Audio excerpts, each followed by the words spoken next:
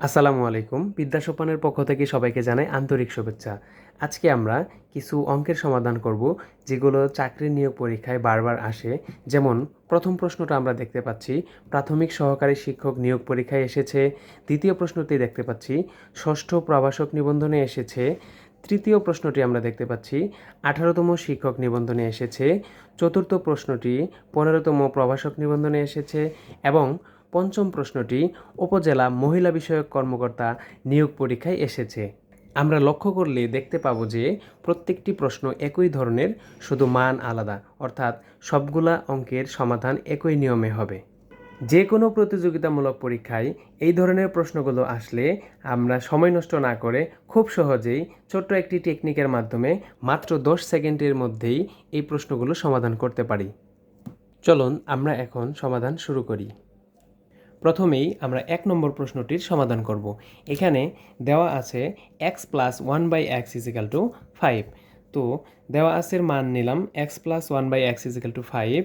এখন উভয় পক্ষকে যদি আমরা x দ্বারা গুণ করি, x into x plus 1/x into x এবং 5 ইন্টু এক্স গুণ করার পর আমরা যেটা পেলাম x এবং x গুণ করলে আমরা x স্কোয়ার পাবো। এখানে x এবং x কাটা যাবে এবং 1 থাকবে, আর ডান পাশে 5x হবে। এখন আমরা x স্কোয়ার প্লাস 1 এই অংশের মান প্রদত্ত রাশিতে বসায় দিব। x স্কোয়ার প্লাস 1 এই অংশের পরিবর্তে যদি আমরা 5x বসিয়ে দিই তাহলে হচ্ছে 5x প্লাস x, অর্থাৎ x divided by 6x। x এবং x কাটা যাবে এবং উত্তর থাকবে হচ্ছে 1/6, অর্থাৎ এটা। এখন আমরা 2 নম্বর প্রশ্নটা সমাধান করব। প্রথমেই দেওয়া আছে x plus 1/x is equal two 2। এই মানটা নিয়ে উভয় পক্ষকে x দ্বারা গুণ করব, তাহলে আমরা যেটা পাই x square plus 1 equal to 2x। এখন x square plus 1 equal to 2x এই মানটা আমরা প্রদত্ত রাশিতে বসাই দিব। x স্কোয়ার প্লাস 1 এটার মান যদি আমরা 2x বসায় দিই তাহলে হচ্ছে 2x মাইনাস x, অর্থাৎ x ডিভাইডেড বাই x। তাহলে কাটাকাটি করলে উত্তর হয় 1, এটা। এখন আমরা 3 নম্বর প্রশ্নটি সমাধান করব। দেওয়া আছে x minus 1/x is equal to 6। এখানে এই মানটা ব্যবহার করে উভয় পক্ষকে আমরা x দ্বারা গুণ করব, তাহলে যেটা পাচ্ছি x square minus 1 equal to 6x। এখন আমরা x স্কোয়ার মাইনাস 1 এই মানটুকু প্রদত্ত রাশিতে বসাই দিব।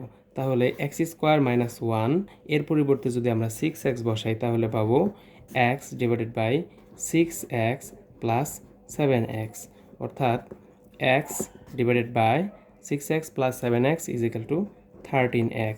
আমরা যদি x এবং xকে কেটে দেই তাহলে উত্তর হচ্ছে 1/13, অর্থাৎ এটা। আমরা এখন 4 নম্বর প্রশ্নটি সমাধান করব। দেওয়া আছে x plus 1/x is equal two 4। উভয় পক্ষকে x দ্বারা গুণ করলে আমরা পাবো x square plus 1 equal to 4x। এখন x square plus 1 equal to 4x এই মানটি প্রদত্ত রাশিতে বসাই দিব। x স্কোয়ার প্লাস 1 এর পরিবর্তে বসাই দিব 4x, তাহলে আমরা পাই x divided by 4x minus 3x। বিয়োগ করলে পাবো x ডিভাইডেড বাই x, কাটাকাটি করলে উত্তর হয় 1, অর্থাৎ এইটা। এখন আমরা 5 নম্বর অঙ্কটির সমাধান করব। দেওয়া আছে x minus 6/x is equal two 1। তো আমরা এই মানটা ব্যবহার করে উভয় পক্ষকে যদি আমরা x দ্বারা গুণ করি তাহলে পাচ্ছি হচ্ছে x square minus 6 equal to x। কিন্তু আমরা প্রদত্ত রাশিতে দেখতে পাচ্ছি x স্কোয়ার মাইনাস 6 এরকম কোনো মান নেই। এই জন্য আমরা এটাকে একটু মডিফাই করব। x স্কোয়ারটাকে রাখলাম ডান পক্ষ থেকে, x যদি আমরা বাম পক্ষে নিয়ে আসি তাহলে হবে x স্কোয়ার মাইনাস x, এবং বাম পক্ষ থেকে মাইনাস 6 যদি ডান পক্ষে নিয়ে যায় তাহলে এখানে হবে 6। এবার x square minus x equal to 6 এই মানটুকু আমরা প্রদত্ত রাশিতে বসাই দিব, অর্থাৎ x স্কোয়ার মাইনাস x এতটুকুর পরিবর্তে যদি আমরা 6 বসাই তাহলে যেটা পাই 6 plus 1 equal to 6 divided by 7, অর্থাৎ আমাদের উত্তর হচ্ছে ঘ নাম্বার। আজকের ক্লাস এই পর্যন্তই। ধন্যবাদ সবাইকে।